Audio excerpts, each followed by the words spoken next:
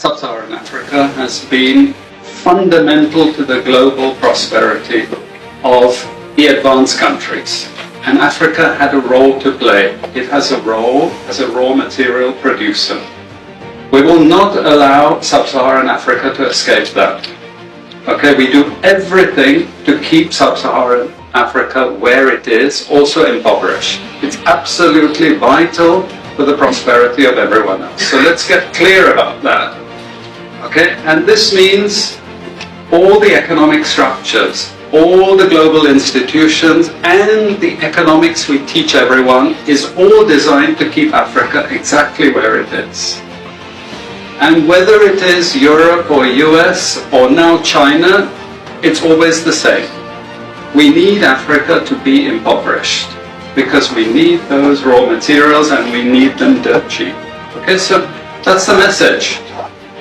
It doesn't mean to say that there's nothing Africans can do. Of course there is. This is what it's about. Because if Africa does do something different, I assure you living standards of all those in Europe and North America and Asia is going to fall. Okay? And that is a big price to pay. I assure you that the West is not going to allow that without a big fight. Okay, so the job of many Western academics is to convince Africans they have to keep doing what they're doing. Okay, and to show them it's your fault that you're poor. It's not our fault. It's your fault that you're poor. You know, so this is what we do in academic institutions. We know the basic forces that have caused this underdevelopment.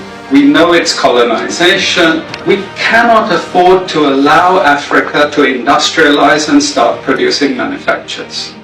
Okay, so we will do everything to stop that. And I'm going to show you how we actually block that. We had East Asian rapid industrialization processes.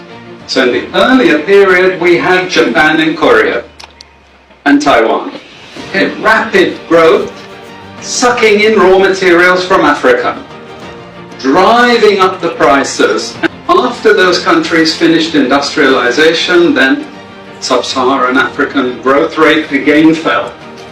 Sub-Saharan Africa is condemned to this role, just the supplier of raw materials, not a manufacturer. The currencies are collapsing of these countries, and many of them are Sub-Saharan African countries. After colonization ended, we needed new structures to keep these countries where they were. Okay? And the first of those is aid. Okay? We give them aid. Aid for what? Actually, we give them aid to keep repressive regimes in power. That's all.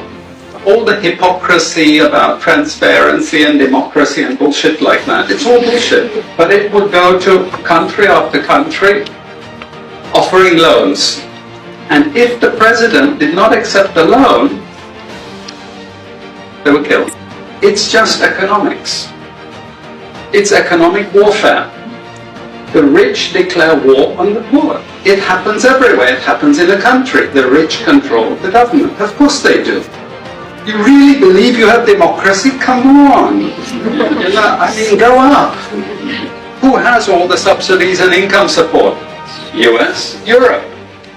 The largest budgets in the world for supporting their farmers are Europe and US. You see, we're keeping them dependent. We're keeping them on a string. This next round of the WTO is designed to block that. To block anyone else getting on top of the ladder.